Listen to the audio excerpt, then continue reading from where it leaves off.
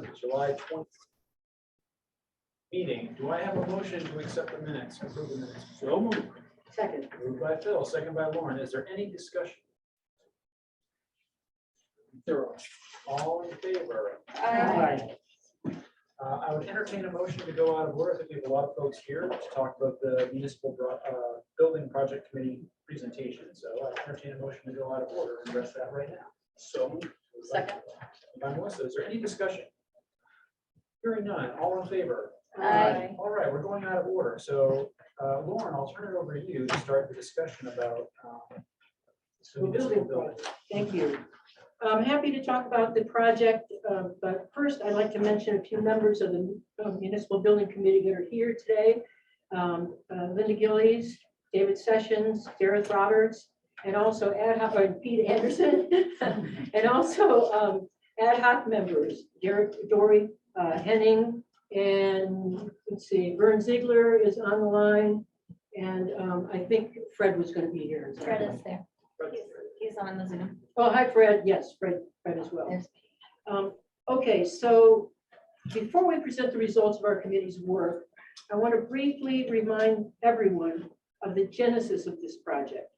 In May of 2021, after years of hearing complaints about overcrowding in the municipal building, the select board asked Phil Seymour, my esteemed colleague over here, and me, if we would look into it and investigate the issue. We returned to the select board with information confirming the congested state of the municipal building. Then in November of 2021, the select board appointed the Municipal Building Project Committee, members of which I just mentioned, along with Jay Zlakowski and Bill Boardman, to, and this is the charge they gave us, investigate the construction of a new health center building in consolidation with architects hired by the town and make recommendations to the select board. The committee will also investigate the feasibility of remodeling the municipal building if the health center vacates the building, and the feasibility, Bill, of building a fire substation up island. What we're presenting tonight is what the committee believes is the best solution after approximately 7 months of review and consultation with the architect Steve Black. So let's begin our report. To begin, Pete Anderson will start off by a discussion of the Islesboro Health Center building site. Thank you. All right, so one of our first discussions, we just talked about whether we should keep the health center on this site or look at other sites for it. And the only other site that we could really think of was the site where we're going to be proposing the fire station substation up island. And that wasn't really probably big enough for both buildings and parking and everything else that goes along with it. So we decided we were pretty well dedicated to keeping it on this lot. On this site, there were really two places that we thought we could fit it. One is just beyond the parking lot, the wooded area, and one is out beyond the fire barn. They both have issues. The one over here is completely forested wetland. We'd have to do some maneuvering at the DEP to get permission to do that. The other site is out back here. It also has perceived issues that we pretty well went through. Resource protection map butts up to where we're going to be proposing the building for the wetlands. And there's a resource protection area for what's called hydric soils. The regular resource protection area for the wetlands, we had Gartley and Dorsey delineate, mark out where the wetlands stopped. They've shown that all on a map. We've got maps of it if anybody. Okay. So right in through here is forested wetland on this side of it. And went through the ordinance several times, and it looks to me like there's no setback from a forested wetland. There is a setback from a non-forested wetland, but this is, they called it a forested wetland, and so we feel we're pretty good with that piece of it. The other one is for hydric soils, which their description is soils that are wet almost constantly and which start forming algae and other stuff like that. We're well away from that. We had Gartley and Dorsey again. They've done some test pits and have shown that there is no hydric soils where we're planning on building it. The other thing that we had to look at is lot coverage. The ordinance allows you to have 20% lot coverage. Here you have 7.5 acres. 20% of that is 65,340 square feet. And the current coverage is just over 28,000 square feet, leaving us plenty of room for our 5,000 square foot building. Happy to answer any questions. Any questions for Pete? Other than that, I'll turn it over to Steve Blatt, our architect and designer, and let him have it. Thanks, Pete. Thank you. We've worked with committees. There's a building committee. We've worked closely with Dorian Owen in looking at all three elements of this municipal project. We were all initially very charmed by this center space out here, but I was concerned years ago when we designed the early child care center, we were concerned with wetlands on this campus. And so I was sort of worried that that was wet, and I think in the end it was. One of the things DEP asks us to do as designers is if you want to build on a wetlands, convince us that there's no alternative, and there is one. So we have located the proposed building, as Pete described it, just off the end of the emergency vehicle barn. And we have added some parking, which you can see in the dark gray. And we have skewed the building a bit, cranked it so it's not on the geometry, the axis of the public building. It's because we wanted to face the driveway coming in and salute it. And also because in the lower left hand of the site plan, you see the current septic system. Now, we're not changing the use of this campus. We are just giving the medical element a bigger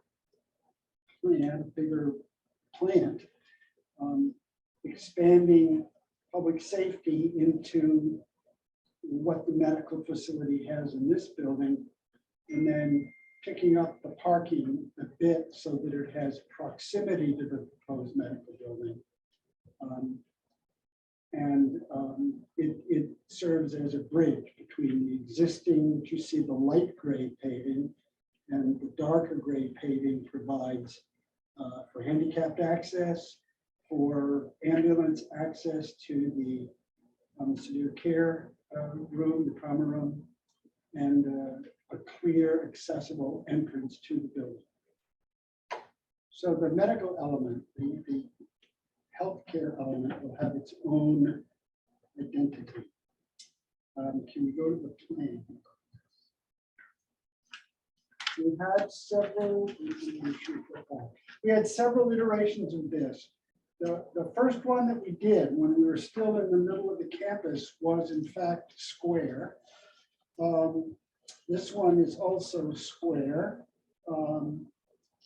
but this one incorporates a residential unit for healthcare providers who need to stay overnight. We went through that at length about whether it should be an addition, a wing added on. It is most economical if we fold it in under the same roof. So this plan addresses levels of public access and more private access and security and emergency egress. Everything starts in the lower left corner. The yellow areas are first to the left, waiting. To the right is the main office. And when you come in the front vestibule, you turn to the right and check in, and then go to the left and wait. And the yellow in the very middle is a workspace. Medical files are there. There's a copier in there. There's a workspace and files, and it's basically the backup. It also has windows out onto the front area so that you can cover when the receptionist is not in the main office. To the left of the waiting space and going up a corridor, there are two, we call them miscellaneous use rooms. One is for counseling, and the second is for everything from OTPT to dental to any miscellaneous use. We put those there so that there was easy access to them for the public, because those are not considered defined in their use. They can be used for anything. They can be used for telemedicine, conferencing, or instruction, or anything like that. Also, at the end of that corridor, there's a public toilet, that little yellow room. So if you are waiting to be seen by a medical provider, a service provider, you can still have access to a bathroom. Now, if we come back to the waiting room, and once you are checked in and called, you go through a door right there, and then you are in the medical facility. Up to that point, you have limited access to the facility. And down that first corridor is the medical assistant in purple.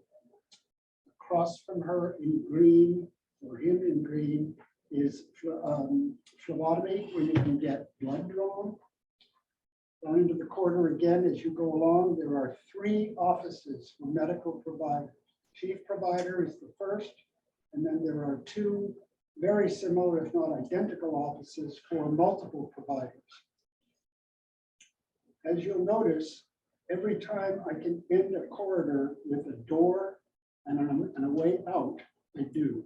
So that means that that door will be glazed and there will be daylight coming down that corridor. The end of that corridor just above is storage, general storage with access on 2 ends. So you can get in and out, and that will probably be chock full, but it is very close to what we programmed. One of the first things we did before we started drawing was to do words and numbers, and I'm going to show you that, listing every space in its size, and that was done in close contact with and consulting with Dory and Owen and Odessa and just about everybody out back, so that they got their dibs in. We go back halfway on that corridor and we go up. Those are the exam rooms. There are 3 exam rooms, 2 larger, 1 smaller. Larger ones can handle both patient and family for meetings and discussions. And if you go straight up that corridor, you come to on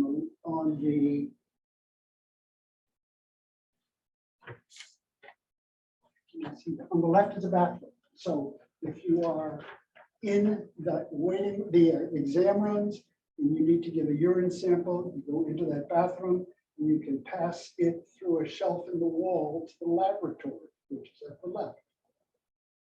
Below that laboratory is a purple room, which is the pharmacy.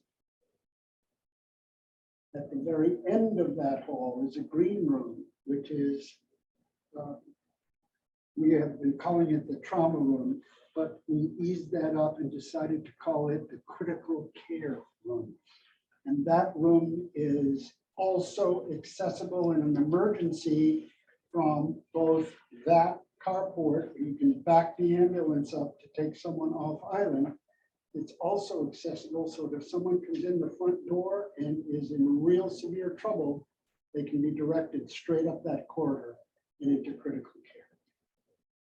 So back along this back corridor, where we have the pharmacy, which is a secure room right across from the lab.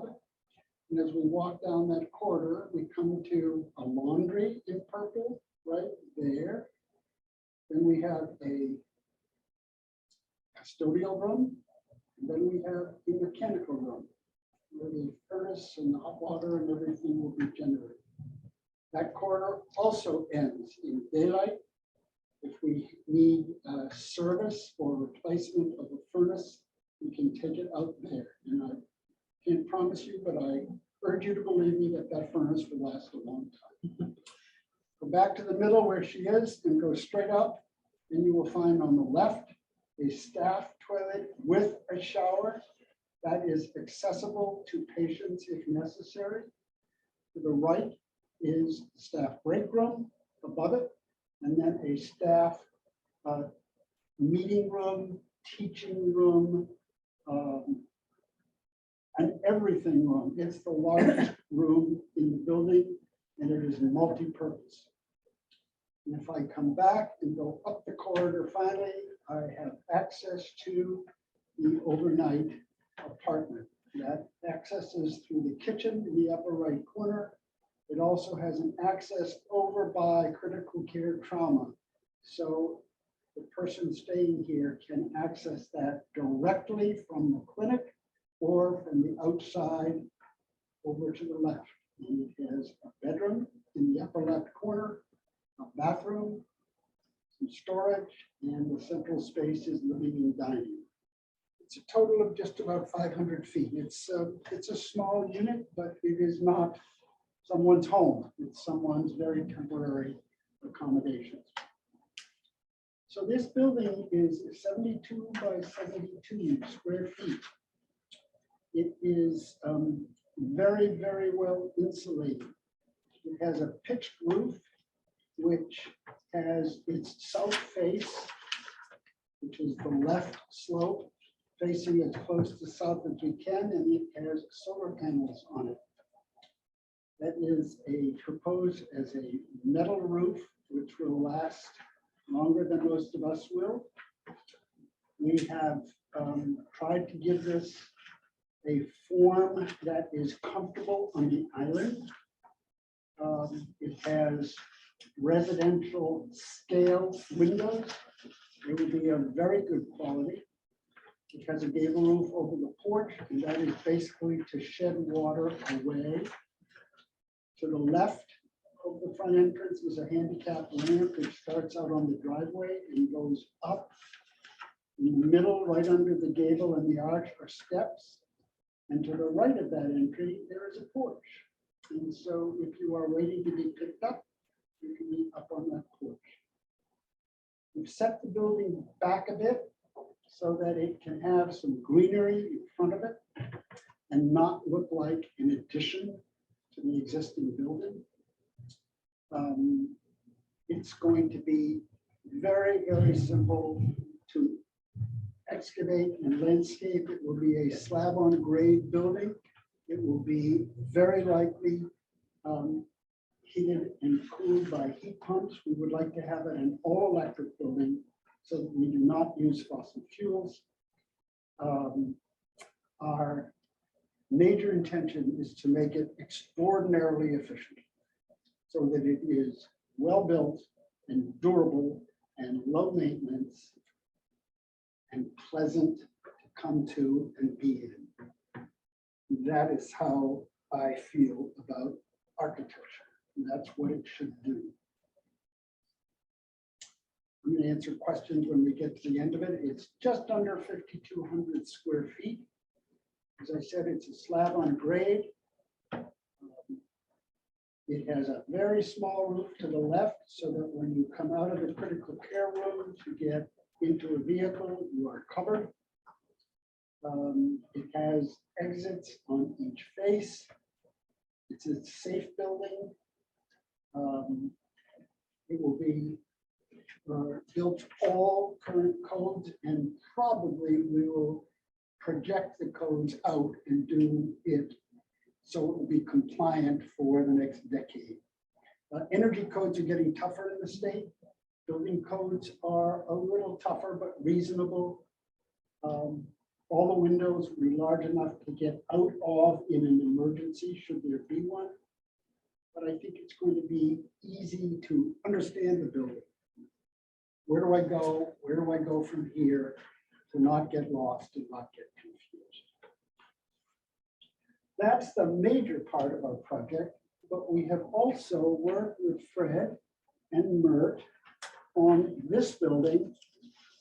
Should the new medical facility be approved and built there? This is the floor plan of the existing town building. And we are in that big white rectangle in the middle, right there. So can you go to the demolition there? This is the same plan, and everything in red, which is not very much, will be removed. That is almost all in medical right now. So to the right of where the arrow is currently the pharmacy. And to the left is the examination room.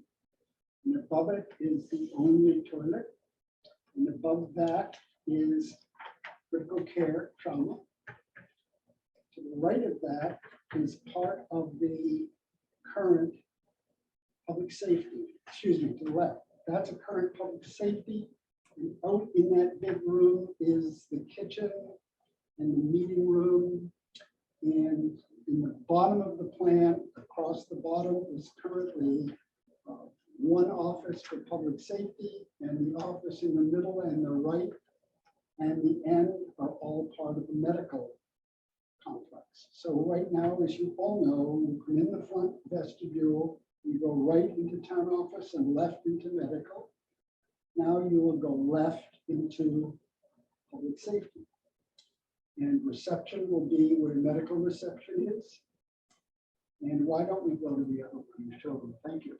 Okay, so now you'll see that. We have a little bit of a waiting room currently where they wait. One of the things that we've done here is take over a little bit of the connecting storage and Xeroxing room that connects town hall to medical. We've cut it in two and put a very small bathroom there. And that's for any of the public and or the people who work here every day have access to a toilet. The room above that, which is currently part of medical, now goes to the office, the town office. They gained that space. So the storage that we took for the bathroom will now become storage for the public office. If we go back over to the gray area, you'll see that just above reception is an evidence room. Above that is an interviewing room. There is a large meeting training room in the middle. There is a kitchen up above and a lunch space. There is a new small handicapped accessible bathroom for volunteers. The bathroom above it is current. We're doing nothing to it. It has a shower, but it is not handicapped accessible by current standards. So we needed to create a handicapped accessible. By the way, the little bathroom that I described to you that is down off the waiting is also handicapped accessible. So in the large meeting room, there are two locations in the lower right for using mannequins to teach emergency care. And to the left are two closets for storage.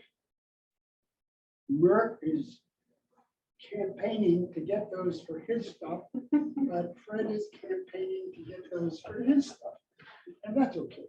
So the three offices down below, one is current communications. To the right of that is Mert, and to the right of that is Fred. This is very, very small amount of new construction. Virtually none on perimeter walls. We are not proposing to change the mechanical systems, just to adjust them. And if I can, I will increase the ventilation in the large meeting room, because there may be a lot of people there in any kind of condition, certainly post-emergency.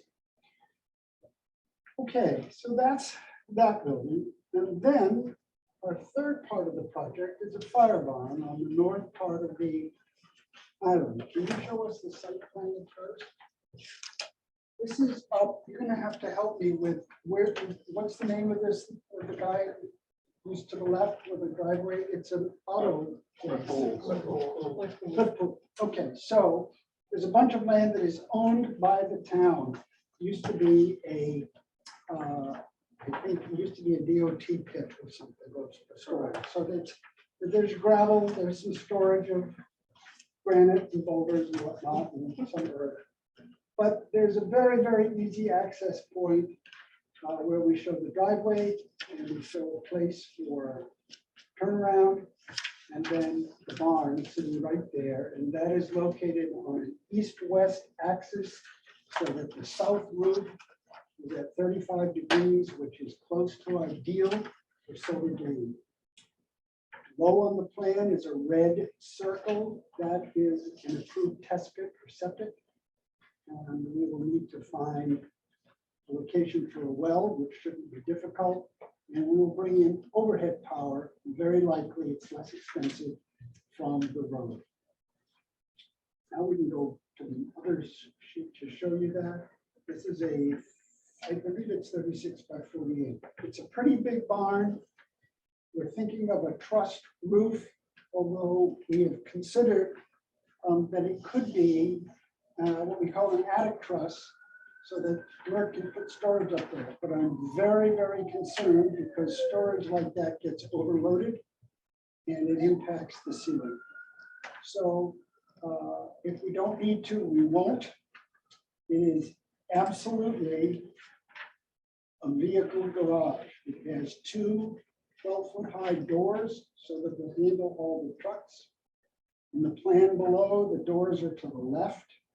That shows you the opportunity to have a large fire truck, a smaller truck, and an ambulance. The smaller truck also could be one of the ambulances.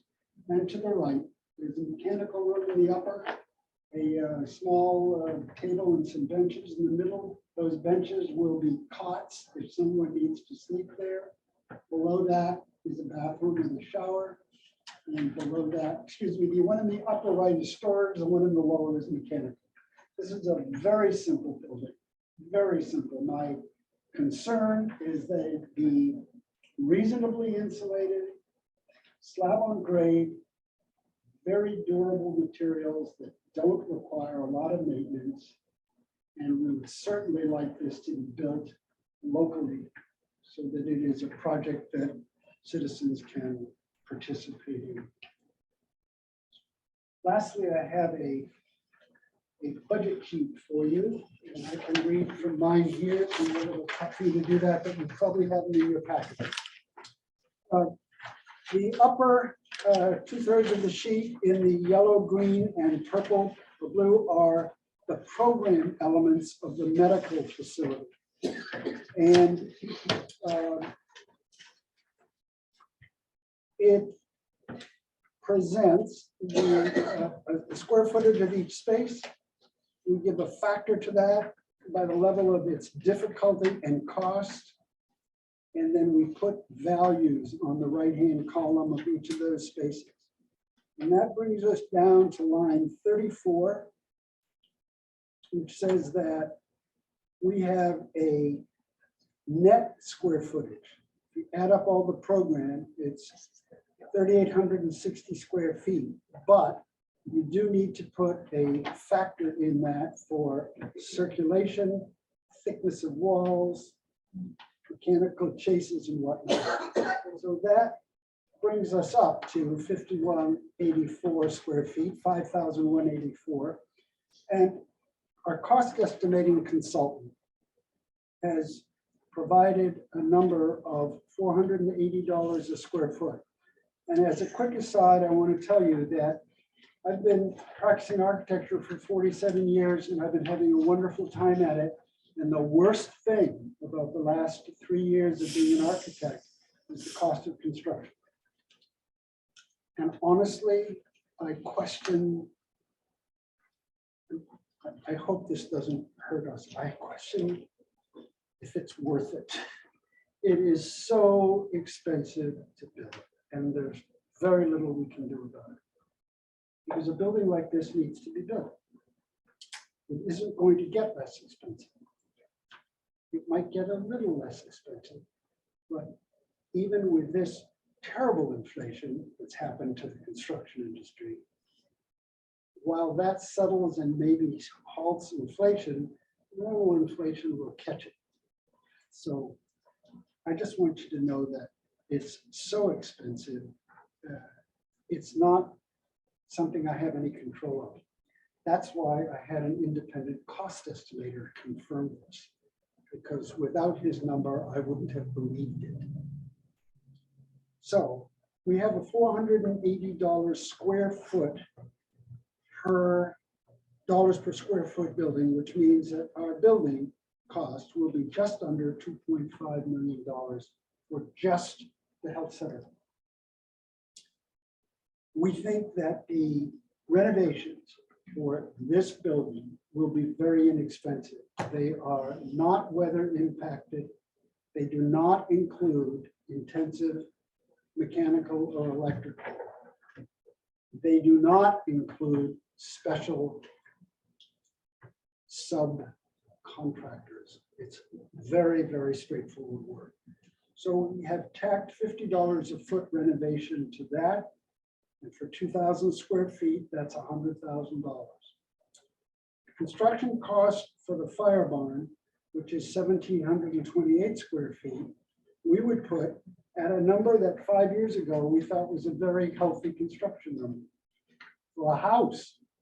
And now for this barn that you don't live in, it's a storage barn. It costs that. So this probably sounds like I'm making excuses, but I'm really trying to explain to you that it's a fact of life now. I'm sure, Gabe, tell us how much it costs to work on a boat. A lot. So our total construction cost estimate is just over $3 million, $3,020,320. We have proposed for you a 5% contingency, which is line 41. Our fees are 10% of line 40. We need reimbursable expenses of $6,500 and furnishings for the medical facility at $21,500, and that is an estimate that has come from staff. So as close as we can predict, project is going to cost $3.5 million. We are proposing that we do this via construction manager. Because construction managers can be selected rather than a random bidding process. It's how we did the school, the high school, the community school. I am, with your approval of this, and the public, I will propose this to the same firm that built the high school and see if they could handle this for us. They were very good to work with. I assure you that even with a construction manager, that manager gets competitive bids for every discipline and chooses not necessarily the lowest, but the most appropriate, the best one, the one who will come to the island and will back up their work and will stay on schedule. So we would be prepared for this to start construction in the spring, although we could do site work in the winter because that's a pretty dry site. It's gravel. As soon as the medical building is done, this can be done, but not until the fire barn can start anytime. And if everything goes well, the fire barn could be started this fall. The construction documents for that are quite straightforward. And we would be ready for you if you are ready for it. Thank you. Lauren is going to cover my rear end. Uh-oh.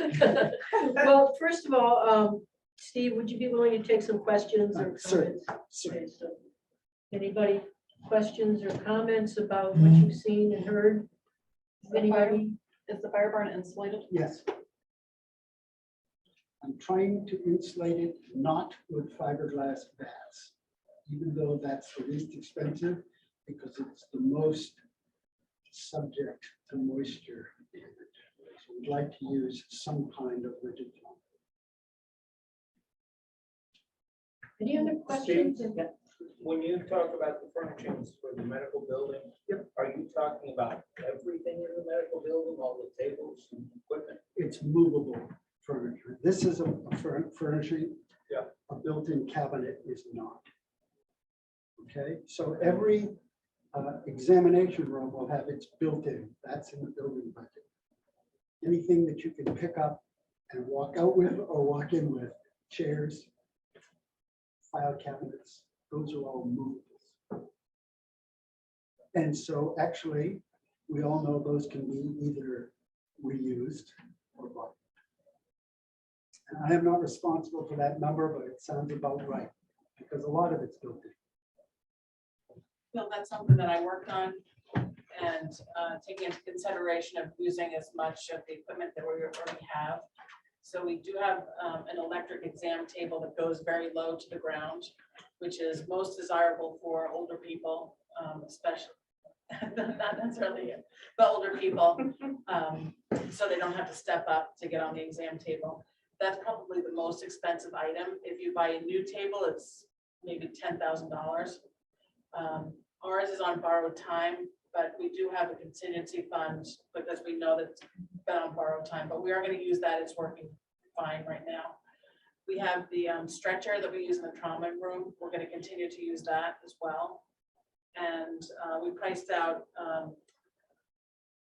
more portable tables like bedside tables, chairs, also a table for the physical therapist that can also be used for osteopathic manipulation. We consulted with Mark Lewis regarding what his requirements would be. What else? Pretty much covered. Pretty much, yeah, everything that we can think of that we would need. Yeah. Are there any, there's no changes at all being proposed to the current fire and ambulance storage area? To this There is building? not, except if the fire barn gets built, one truck will go there, which will free up space in the current fire barn, unless Fred and Mert propose to get another vehicle.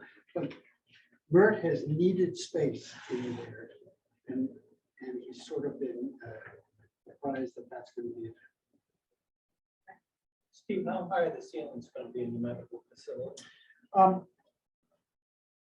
We're going to have a suspended ceiling so we can adjust it a bit, because suspended ceiling is acoustic and we can bring ducting in, but I think there will probably be about 9 feet. And the doors will be handicapped equipped?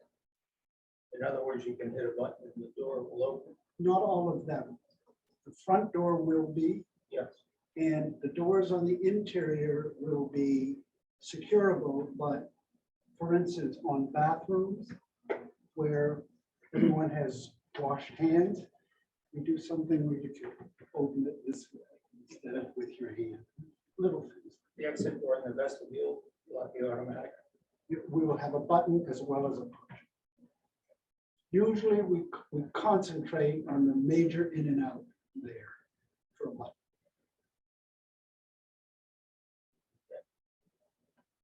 And the furnace, is that expected, or the heating system expected to be electric right from the get-go? I would like it to be. I think it can be.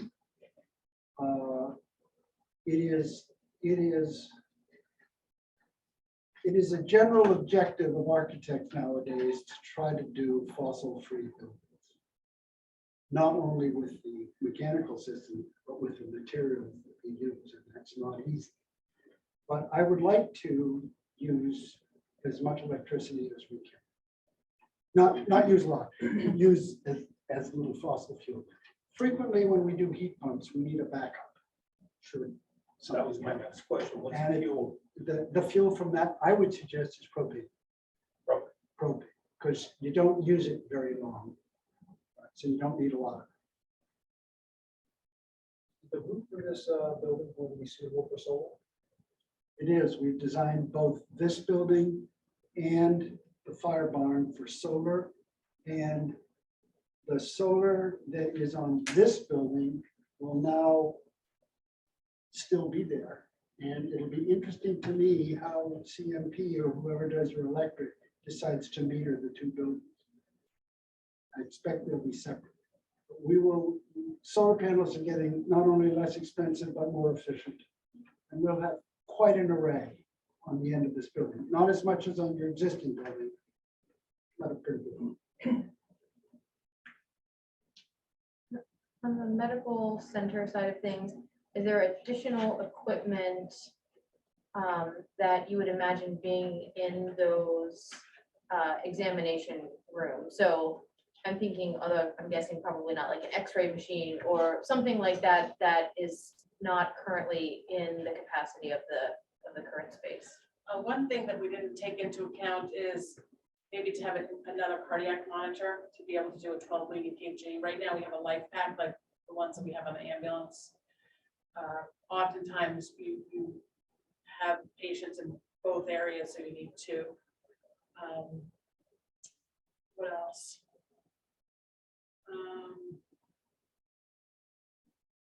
If they're in the dental room, if you know, that does also come to fruition, that would be separate. I think right now when they come over, they bring all of their own equipment, so that would be separate. Would you anticipate getting a dental chair? I think that would have to be sort of a separate initiative, you know, depending on who comes and.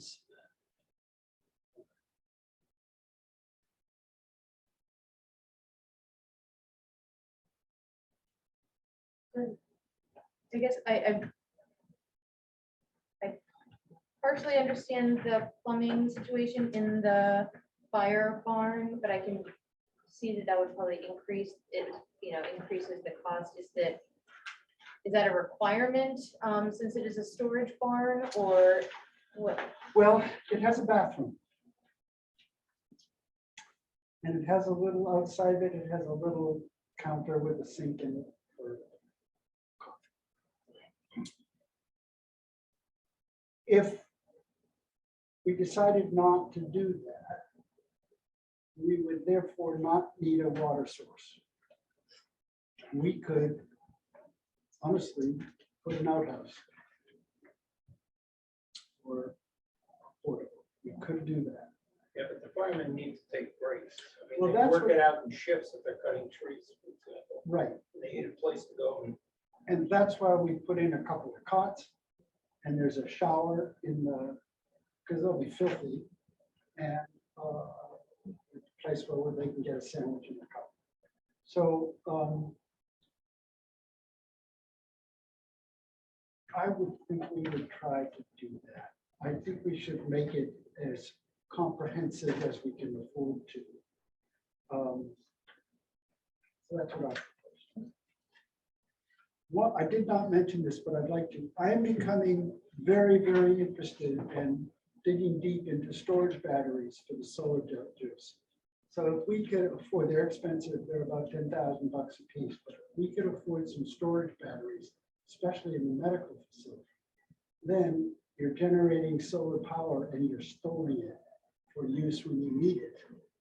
And so it's not just going back into the meter, you're keeping it on site. I'm going to keep working on that. I would like to see, especially if the state finds a subsidy for that. So I'm going to be looking at that. Thank you. Yeah, thank you very much. Steve, did you share the shirt memo with anyone else? The Shirt memo? Shirt memo. I knew you were gonna win. But yours is new and mine's faded. This used to be red.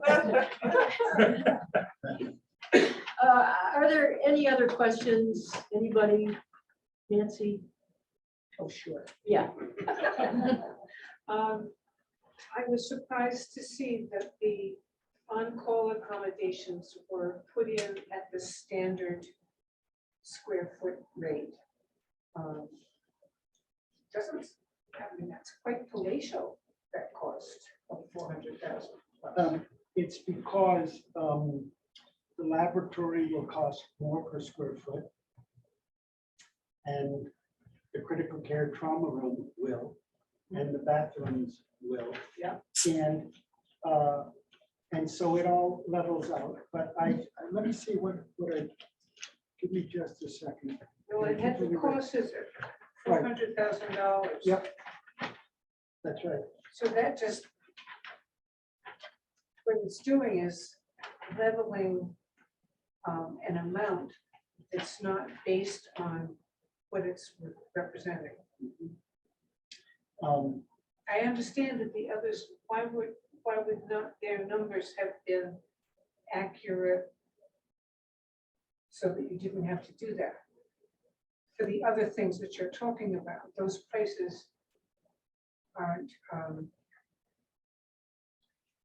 they don't reflect the cost that they will be, and you're making up for it by putting Is that. the question about breaking this down into very granular detail so that each individual room has its own cost per square foot? So that's how it's being done, is by individual room or not? No, that's, I'm just asking if that's your question. Okay. Well, that's a very curious way to do it. Please believe me when I tell you this is a projection. It's a year away. Unless we were to have the contractor on board and contracted, and we don't yet have an approved project. And no contractor will give you a price that would be good 12 months from now. And they'd be nuts if they did. They'd be nuts if they did. And I may be nuts for giving you this, but that's why I used an independent cost estimate. I will tell you that, much to my surprise and chagrin, it costs $400 a foot to build a residence. It just does. And one of the reasons is you have no economy of scale. No, Economy of scale. Right. We're getting a little bit of economy because this is a succinct building, but it's pretty large. It's bigger than, it's not bigger than many houses on the island, but it's bigger than a normal house. We're using quality material. Very straightforward and simple. I'm not questioning any of that. What I was curious was why the balancing of the numbers didn't make sense to me. Okay. Still doesn't, but that's all right. Okay. I'll talk to you sometime about that. We have somebody raising his hand, Philo. Great. Please, Philo, go ahead.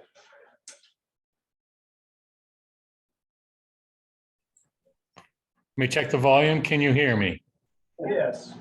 Thank you. So my concern is based on about 50 years of working for colleges and universities. It's not so much the current establishments, the proposed new building for health center, the proposed Up Island fire building, which I appreciate. It's more the long-term consequences of this. So I have a few questions in regard to that. For example, perhaps Dory can answer this. So if we have a room for taking urine samples, I think it's a wonderful idea, but do we need a new staff member? If we have a dental room, does that mean that we'll continue to have visiting dentists or we'll have a new staff member? Right now, Philo, the plan is not to increase the number of staff. We did add a medical assistant during COVID, which has proven to be a very essential part of the delivery of care. So no, dental would be separate. The counselor would likely be independent contractor like we have now. The physical therapist is also an independent contractor. Mark Lewis works for Continuum Physical Therapy. So no, the plan is not. I will say that we have been, with correct me if I'm wrong, but with the increase in households on the island of how many, 40 did I hear? We are busier than we have ever been. And we have very little room for staff illness, medical leave, and our salary, although it is generous, if you look at the overall salary compared to other qualified PAs and NPs in the state, it is low. So, I'm saying right now the plan is not to add additional staff, but, if you build it, they will come. But right now, no, the plan is not to add additional staff. The staff that would be working under the same roof are staff that are currently independent contractors. Thank you. Although if you build it, they will come is a little bit concerning. Second, the new building up island. So I'm wondering if our volunteers will have to travel more or less to access the vehicles in comparison to the current situation. I mean, where are our volunteers located? If Mert's not there, I guess that's just a question to put on hold, but I think it's an important one to consider. I can address that one. With the volunteers that you have, you'd have volunteers that are coming for both EMS and for fire, depending upon the call, because they're going to hold an ambulance and a fire truck that's up there. Based upon how many members and volunteers add and leave the service on any given year, I don't think that basing it off of where the current member volunteer rate is beneficial or newsworthy. And I currently, wasn't looking for newsworthy, I was just looking for travel time, but thank you. No, I meant because everybody could be mid-island this year, and then everybody could be up island next year. It Great, varies thank that you. much from last year. And finally, I am concerned about finding a contractor. If I could find somebody to lay a tile floor, much less redo the electrical in my house, I'd be delighted. And I think this is a widely held concern on the island. The building on the island that's going on is remarkable. And so I do hope that the board takes careful consideration about finding and selecting somebody who can do this at a reasonable rate. Thank you for your time. Thank you for the questions. Any other questions from anybody here in person or on the call? Dave, I'm sorry, can I just revisit Philo's, Sure, Laura, go ahead. I think the comment that I said, if you build it, they will come, that was not meant to say that we're gonna need more staff, indulging in staff by any means. That means that it's very likely that the medical needs of the community will grow, and that it's very important that the health center be able to meet the medical needs of the community, which at times, you can only see so many patients in a day. So what winds up happening now is we deal with things over the phone. We go out to the car and see patients in their car, and those wind up not being charged generated visits because it's not a legitimate call. So actually we're losing revenue because we don't have the adequate number of exam rooms to see patients. So I think it actually could be a fiscal positive, not a fiscal negative, along with the more important philosophy and ethical issues of delivering appropriate qualified care. So thank you for letting me explain that. Great, thank you for the explanation. Paige, do you have a question? Yes, Steve, can you talk a little bit about, I guess in the prior meetings, you mentioned some of the expiration possible area for the bucket truck. Could you mention some of the ideas you explored on that? Yes, certainly. Can we go back to the site plan? Let's go back to this building, right? In fact, go to the smaller site. Good. We have discussed finding a good location for a garage storage facility for the broadband truck. And the siting of our new medical building is such that it does not depend on the driveway to the north of the medical building there. Merck has surprised me of how treacherous that is in the winter, that the elements that drop off the roof on that side, in that it is north, but don't melt away, so it gets pretty treacherous there. But we have proposed that an option for storing the broadband truck would be to build a shed right where her arrow is off the existing building. And that would be very, very simple. It would have enclosed walls. It would be just a shed. It would be less sophisticated than the fire barn. But it would keep the snow and the other elements off the truck.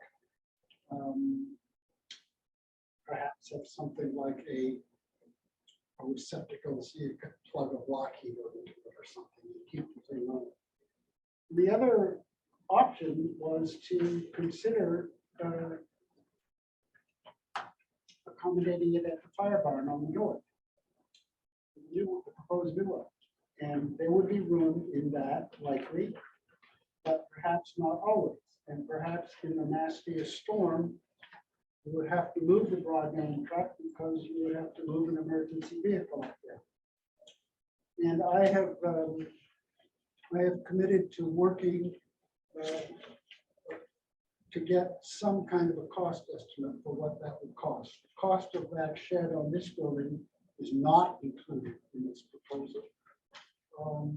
But I am certainly willing to work and accommodate it any way that I can. I will come and work with you. Thank you. Any other questions from the call or from those who are here? Christine had her hand raised a moment ago, but it's not raised now, so I don't know. She still has a question. Christine, do you have please go ahead. Well, if you build it, they will come. If you try to recruit an experienced nurse practitioner or physician's assistant to come and work in your present facility, you're going to wait 100 years. There's just no way that that's going to be attractive to an experienced person to come and work on this island. So you need to have a nice place for them to work. If they're living off island, that they have a good place to stay overnight, that they're not going to Boardman Cottage, which is what's happening right now. And that they have a good facility to work in so they can be sure that they're delivering quality care. Recruiting is going to be very difficult, as Dory already knows, but if you're recruiting to a bad facility, it's going to be really tough. That's all I have to say. Thank you. Thank you very much for the comment. One additional question. You mentioned the bucket truck, but are there any other kind of wish list items that did not make it into this plan that you feel, that kind of feels like a missed opportunity, or do you feel like this? I'm sure there are things that had to be cut because that's the nature of the project, but I guess I'm just wondering, kind of as a committee. I don't think there was anything except the cover for the trying to think of the, yes, the bucket truck. So no, that was kind of, that came in kind of late, and that's why it's not really a part of the process, but we wanted to try to accommodate it anyway. But other than that, no, there's nothing we've excluded. I'm sure that Merck would take the biggest building we could ever build for them and fill it. And the best value would be to build that building larger. Once you develop that site and you put in power and water and the septic system, additional square footage is not going to be expensive. However, everything costs money. So were the bucket truck to be located up there forever, it probably would be about the same cost as building it on this site. But you're always going to need a bucket truck to service your system. That, some of my perspective would be it's far better to have it central down here where the buildings over there, the electronics are upstairs. We could have all the fibers here. That'd be by far preferred here, but he's put out some of the options. Paige, does the one that they did here, is that big enough for you to have the little bit of storage and stuff that you needed for the fiber and all of that? And Then no, I don't think so, but this, I have an 18 by 24. yeah, I mean, that's probably just about enough for the truck. So we'd want it a little longer, I think, to be able to put the fibers in there and then some of the storage of other parts. I mean, in the long haul, it could be other parts could go up at the salt shed or up at the other building. That could happen because those parts aren't going to get used often.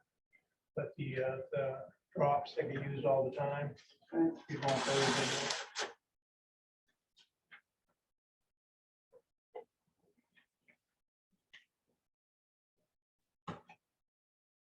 Other questions? from anybody? I see another hand up. That's Christine. That's again. Christine. Oh, it's just. Oh, Any other questions from folks on the call or folks who are here?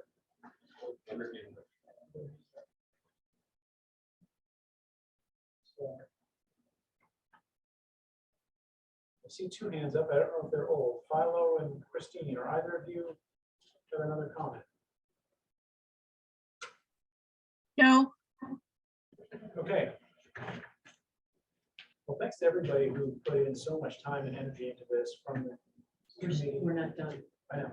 I'm just offering a full word of thanks to the committee, to Steve, who has put in so much time. This clearly represents a significant upgrade for all of the facilities for the town, which is exactly what we were talking about at the beginning when we started this conversation. So I really appreciate the thought that's been put into this, as well as the effort to use sustainable energy, an insulated building, perhaps the addition of battery storage. I think all of those are heading in the right direction. This is something that the direction the town is heading in general with solar arrays on this building, school, at the transfer station. So I think this is all fits well with what the town is trying to do going forward. It fits well with what we're trying to do as a community, as a health center. So I applaud the work that's gone on so far. I think it's taken a lot of time, effort, and diligence to get to where we are right now. There's still a lot to be done until we get to a final product. But thank you all for the very hard work. So with that, Lauren, please.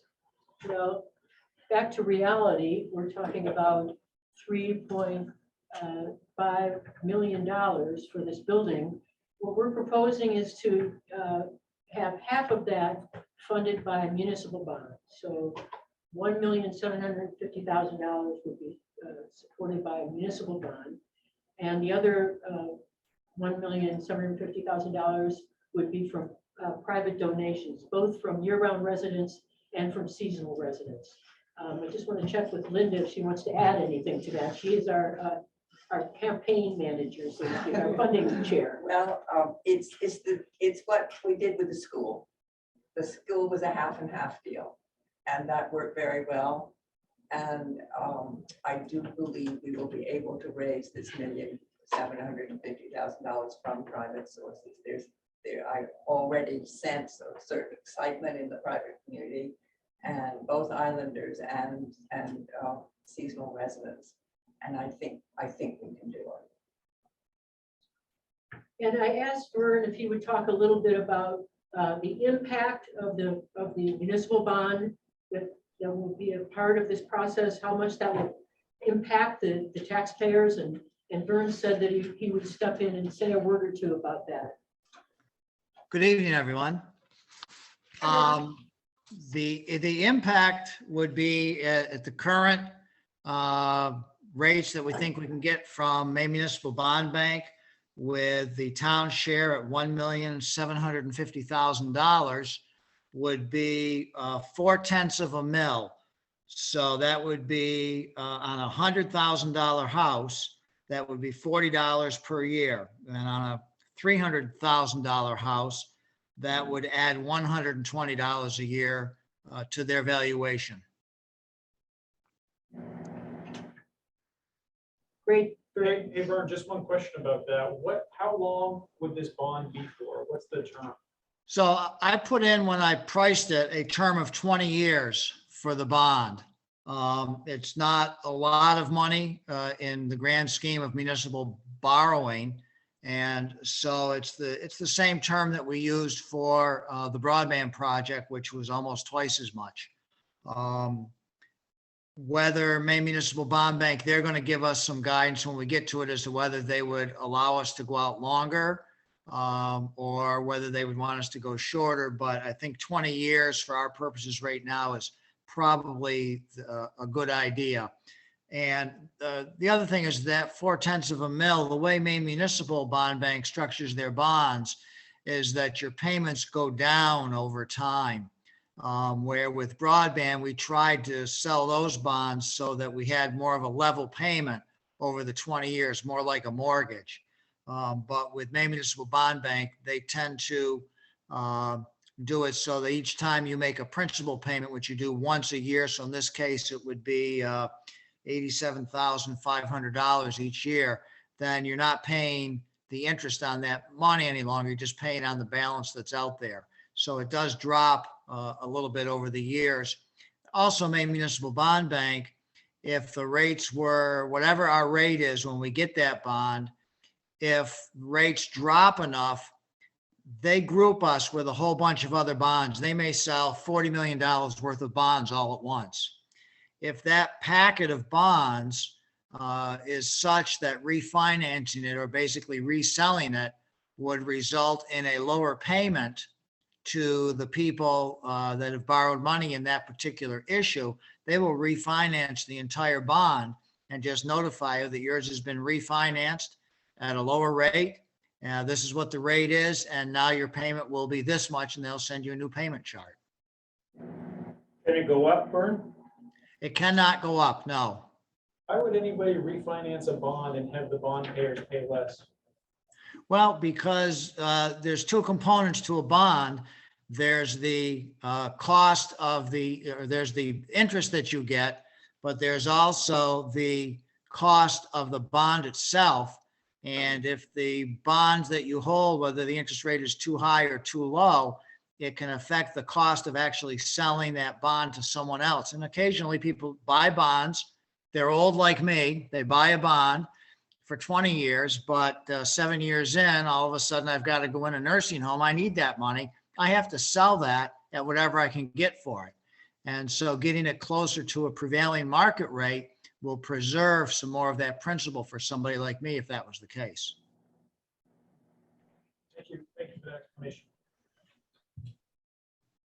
Is it possible to get, kind of bond schedule for our current bond obligations and how we see those tailing, when we see those tailing off as a town? You mean the two that we have? I mean, the school has one and we have broadband. Right. Yes. Those are hanging out in the corkboard in Janet's office. Hanging up in my office.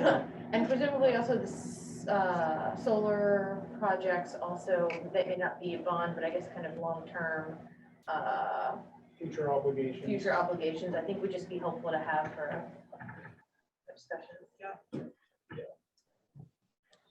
In terms of the overall budgetary planning, and can we not have everything hit all at the same time? Yes. Yeah. Thank you for coming. Thank you very much. Thank you, Dory. Thanks, Dory.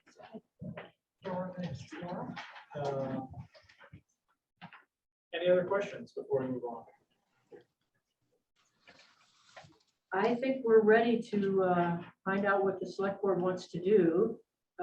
If the select board decides to move forward with this, the next thing is we'll provide more information to the town in the form of town information meetings and, constant contact and newspaper articles, etc. And then the town prepares the warrant article, which is then approved by the select board. and then we take it to town for a vote. That's my understanding. of the So next steps. just to be clear, you're anticipating 3 informational meetings where the town can show up and have a discussion about the project. Yes, at least 3 formal information meetings, and then also I'm going to set up some small, come in and talk to me, and I'll show them the plans and respond to questions. A lot of those. Any questions? Would it be possible to, I guess it's more for you, sir. Would it be possible to have the cost analysis done to include Paige's garage?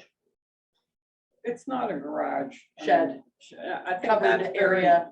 That would be very easy to do. I wouldn't even include that in this. Is something. It It's just costs us more to get two to. sides. To get it redone than it is Get to the just actually do information. it. Okay. Do it. Yeah, but that can't again happen until the ambulance is over at the new health Right, center. So it's- Right.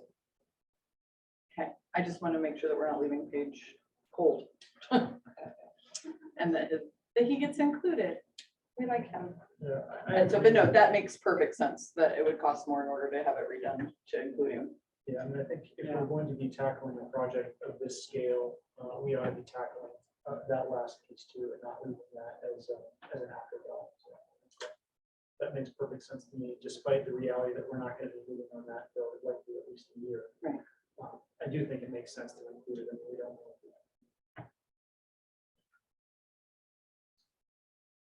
A question on kind of procedurally, these steps are really clear. I'm wondering, at what stage do you hire the construction manager as costs change a year out? I guess kind of how, can you remind me kind of how that worked, I guess, from like the school project perspective? I know we had the unfortunate situation recently where the project costs just really came in much higher than what we were able to, what was able to be budgeted, thinking about the school housing situation. And I'm just wondering kind of. That was donation. Right, but I guess, how, can you kind of speak a little bit to that process and budget as things evolve between kind of approval to construction, kind of, can you just kind of help me understand how we map out those changes?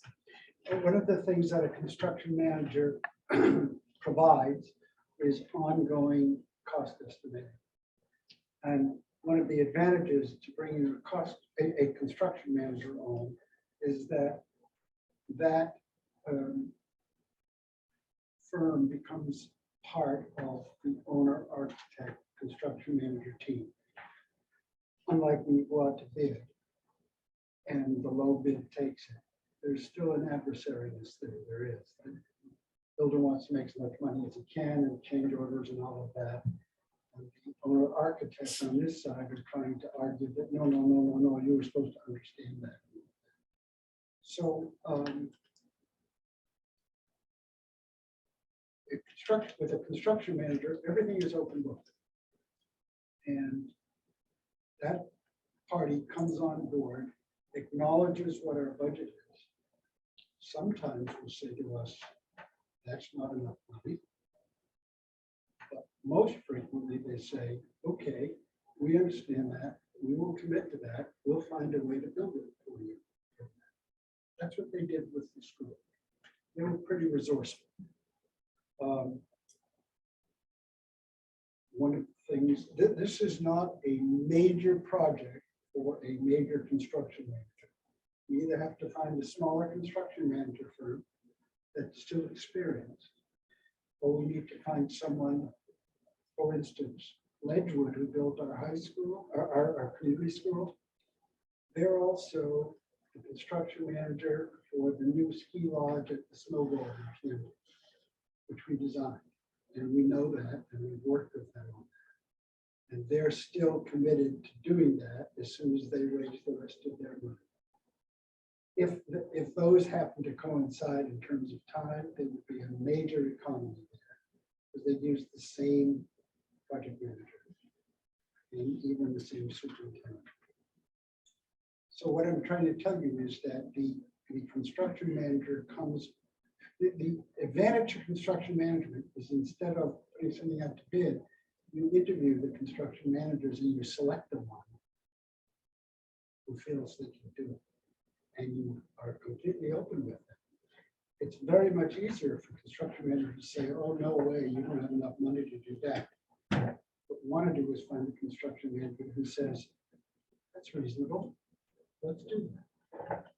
I'm not that naive, but I'm trying to be positive. Stock market went up today and oil prices dropped today. That's good. So I'm just watching stuff unfold and see what it's going to do. We have a construction manager working on a school project in Winslow, which is just about a $3 million project. Came in $200,000 under. Now, currently, that's wonderful. And in fact, that was led with it. And we worked very well with it. So this is a smaller project for a big firm. What I worry about is finding a smaller construction manager for whom this is too much. That's why we would want to interview them, check their experiences. We'll go. Did I answer? No, that's very helpful. Yep. Is- Yes, thank you. I think we did have a conversation last Thursday. last week about how to handle potential for cost overages and what that might look like. And I think that, so there is a reality, a possibility that this comes in at more than is anticipated. And I know we talked about and what you see in the projection is there is, I think it's a 5% cushion to try to limit that risk. But of course, as we know, we've seen materials go up and there is that possibility. I think perhaps, I don't know, Steve, you might be better, Vern might be better at speaking to this, but there's certain ways we can handle that we could go back to the town to ask for more money to finish the project or to start the project to begin with.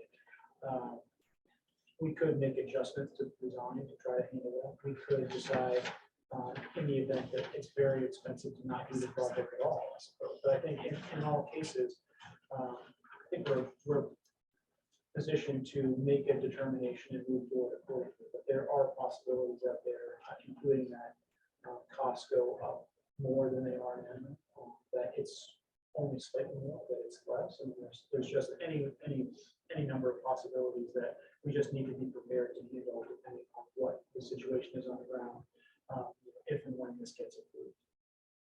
So I don't know if I summed that up. Steve, do you have any additional thoughts? No, that's correct. Any other thoughts, questions, concerns? With that, I guess with none, I would entertain a motion to approve the proposal as presented tonight. So, moved by Phil, second by Shay. Is there any more discussion about that before we vote? All in favor? Aye. It is unanimous. Thank you for all the hard work, everybody. Again, I know it's been a lot of time and energy for everybody involved, especially for you. Just sharing that there's more work. No. There's more work to be done. Yeah, on this project. I mean, this was a big hurdle, and I appreciate very much all the good questions. It feels like this was pretty thoroughly vetted, and we hope to continue to provide whatever you need so we can go forward. In this day and age. Thank you. With that, that concludes the municipal building project committee presentation. I would entertain a motion to go back into order on the agenda. Moved by Melissa. Second by Shay. All in favor? Thank you. Aye. Thanks for coming, everybody. With that, we are back in order. So visitor comments and petitions. Is there anybody here who would like to talk about anything that is not the municipal building project? Anybody person on the call? Hearing none, moving on. Ferry service update, the Margaret J. Smith is projected to be back August 10th through the 12th is sort of the projected return date. That's the only update I have on that, and that is not a final, that is just when the ferry service projects the boat will be back, just as a weather report for everybody. Steve, thank you for coming. No, it's going over to Jerry's house. I need to just step out one second. Okay. I think we should continue. Yep. Go ahead, Shay, do you have any questions about the ferry service update? No, I guess just a comment, and Phil alluded to this kind of in informal conversations ahead of the meeting starting, but I was just pretty disappointed with the tone of the communication that came out of the ferry service today. As far as, tomorrow, here's the changes, tomorrow, who knows? And I think, it just doesn't really, whatever. I understand, but it's a matter of like, can we use our communications as professional and recognizing the impact to the community? And we just hope that we could kind of formally convey our disappointment with that. Yeah, I totally agree. And I think in the wake of the letter that was sent by Representative Dudera about the specific issues, specifically raising the concern about effective communication from the ferry service to people in the town, this is not the way that they should be communicating.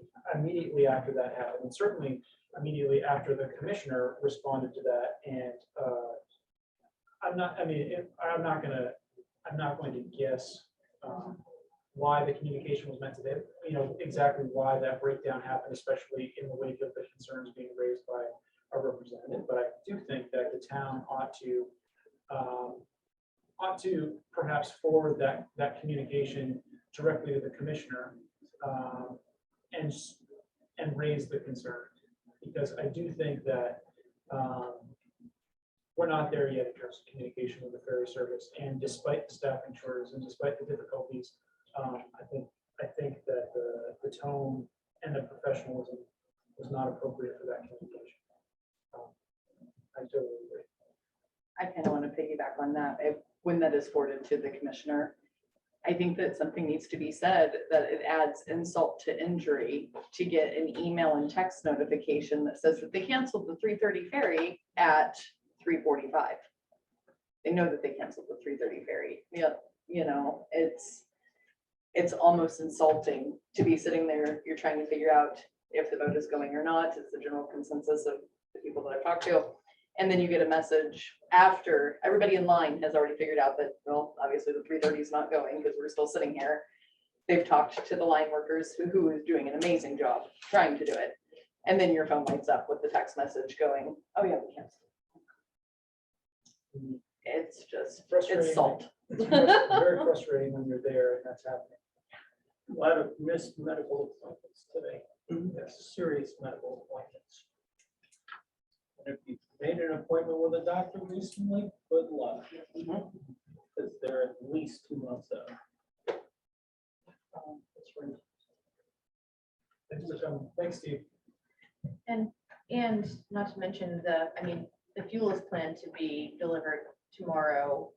I know we base our decision about whether or not we harvest and bring in thousands of dollars of product for whether or not we can get it to market. I think there are real economic consequences for the community, the markets. I think just, it doesn't, it's disrespectful in the way that they're communicating it. It's not helpful for anyone's planning. It's not being a true partner with the community. Agreed. I don't know, does anybody want to take on the task of drafting this letter? I can. So can you mind drafting a letter and circulate it to the select board before we send it? Yep.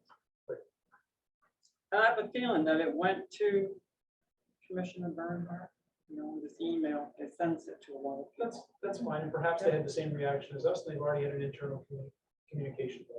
It seems like there was an amendment that came out shortly thereafter that was slightly more professional, but maybe that was just town edited. No, I think the second memo that came out was the first one, he just did a quick 2 sentences. Anyway. All right, so Is this happening in Whitehaven too? North Haven got hammered. I know that they canceled most of their ferries today also. Yes, it's happening across the ferry service. It has been for a while. I think they've been trying to shuffle crew members through to various islands so that there can be some trips that are all islands. Yeah, I mean, to me, it's inconvenient, but I understand. They told us that it was going to happen. It's happening. But I think the communication, I mean, certainly we need to figure out how to resolve the situation so that it's not, it doesn't continue to happen, but the communication around it also feels like something that could be improved. Right. Understanding that they may not be able to resolve the short staffing issue immediately, right? But that doesn't mean they shouldn't be professional and handle the situation in a different way. I wonder if there's an in-between memo, the one that says, you know, we are very thinly staffed. Be aware for the next 2 weeks, you know, or whatever, so that people can be get a heads up that They've done. They've done that. They've done that. And, Does this boat require more crew, the current boat, than the Maggie? I've heard people say that, but I don't know if that's true. They can close the top deck, but they can't close the second deck Of this boat? of this boat. And same for the Maggie. And they shut down that top deck and don't let people go up to the observation, but for passenger cabin and the bathroom. Can't shut down. So it's the same amount of personnel for either boat? I don't think so. I don't think it's that simple. I've heard that it requires one more person, but I don't know that off the top of my head. But I don't believe that there's uniformity in staff requirements on all of those. Well, if you take the first boat, you want crew members come down the point and get on the boat. And next thing you know, they're fucking boats.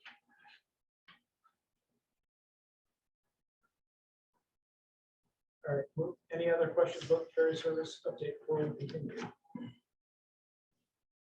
Very not. Shay, any update on sea level rise? We have met again since our last select board meeting.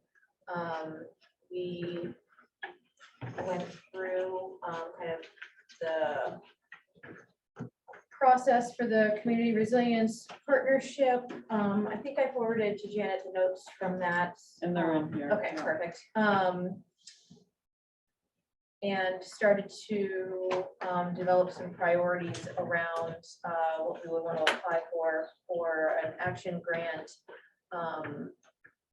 It's my hope that in 2 weeks, we'll have the resolution that has been, language that has been vetted by the Sea Level Rise and the Energy Committee, and at the end of the month, we'll have details about, kind of action grant projects. Any questions for Shay? Okay, town manager's report. What I've given you tonight, municipal building project handouts for presentation. The memo from Dan McNichol about the crew availability, that was the one I sent out. A copy of the easement for the Brigham Point LLC and the fire department to use the hydrants that were put in there by Northeast Point. And this has taken me 2 years to get this completed, so now it's not. The minutes of the July 14th Municipal Building Project Committee meeting, which say at the top, I think, June 23rd, but they're really the July 14th. Error. sorry. A July 29th email by Vicky Dudera to Commissioner Bruce Van Note, and his August 1st reply regarding ferry service issues, schedule issues. Minutes of the, I have March 16th, I guess that is right, because they didn't meet very often. Groundwater Protection Committee meeting, which they are meeting more frequently now and working on PFAS, and they're going to go through the file cabinet over there and clean up things and get organized. A copy of the new application for property tax stabilization for senior citizens and a guide for applicants, which this we will get out and people can get it online, but the deadline for that is December 1st. The June 30th Maine Community Foundation Statement of Activity through June 30, 22, ending balance is $1,488,690.96. I've given you the warrant, number 3. And under my report, I just wanted to state that I officially hired Dave Dyer last week to fill the position of Cindy Gorham. And he will do that along with his CEO LPI duties, which might account for a day of his time. And we're looking forward to working with Dave when he returns. August 1st, the town received $1,680 dividend check from MMA because of its good performance in loss prevention programs, which that's always nice to receive. And today I had a visit from Bob Bell. This is ferry related, about the ferry service not honoring his priority transportation of the mail. This has been a problem the past several weeks for him. After he left, I called Mark Higgins, who was just driven to Augusta and entering a meeting about that. And I just don't understand why they don't in Lincolnville let him go on the ferry. He's there 15 minutes prior, and for some reason happened to him today again. They didn't put him on. We sat there until 10:30 ferry. But anyway, so that's something that I'm looking into in case he speaks to anybody. You know, I mentioned Dave, I mentioned John King, also very vice board reps, but.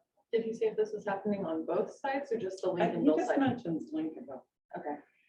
Because he was still there at the 11 today when I. Well, there was 11 that he made, no, there was no 10. No, He that's was right. there for the 9, I think. Yeah. Okay. So I just wanted you to be aware of that. That's another issue before we lose our mailman. And that's it for me. Any questions for Janet before we move on? Hearing none, no correspondence, no old business. We've already done new business, no other business.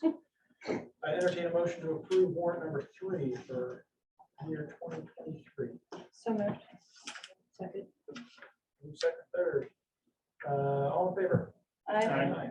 Warrants approved, no appointments, no chair comments. Vice chair comments, Shay. Just sticking on the ferry thing, I'm wondering, I'm sure we probably looked into this, but just thinking about the ferry parking situation on this side and folks parking parallel along the road and increasingly in swamps. Do we have enough, is there enough room on the side of the road to expand so that they could be you know, oriented this way so that rather than parallel parking, they could be kind of 90-degree, you know, perpendicular to the road? Fit more cars. You could fit more cars and, You mean up around the corner by that big Yes. tree? I know that there are a Along couple there? of spaces, right, you I know, see people doing it some places. there are, right, but it's not universally, and I didn't know if we had enough, in our right of way or whatever Well, that's along a the side state of the road. road, right? Um, I know, right? But it was just an idea as something that, Yeah, I've seen some to people explore. have started doing that where there's more land, but beyond that gate of Taylor Watts. Yeah. The chain, I mean, it kind of drops off there. And they've started parking opposite the wooden sign, school sign. We didn't want them, because this really precipitated from the homeowner that was there, because when they parked there, they blocked. That's why we blocked off those couple little spaces, because they couldn't see getting out their driveway with cars up the street right there. Has anybody seen Taylor Watson?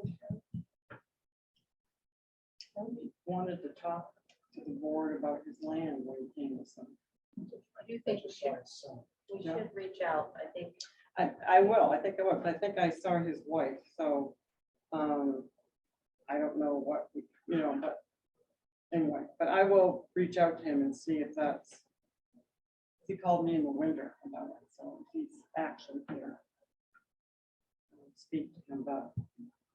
Well, even if it's a state road and state easement off the side, can we put down suggested lines? Just go out and kind of stripe it and. I think, The dirt. right, no, I think it Yeah. would require. Clearing back. Clearing. Oh, and yeah, I was some thinking that little agencies. section that they have room to pull off of. And it But might Yeah, yeah, but I also- think generally doesn't- people seem to be doing it where there Where is they the can. ability to do it. I just didn't know if Yeah, It And would I had- involve fill, dirt or gravel going in there. With apologies, I think I'm going to leave a little early, guys. Thank you again, but Steve is waiting at the house. Go, Lauren. You can have your comment on the way out. Any comments from Lauren on her way out? Thank you. Oh, Lauren. Thanks, Lauren, for all your work. You're welcome. You too, Janet. And Jennifer's copy. And Carrie. Oh, thank you.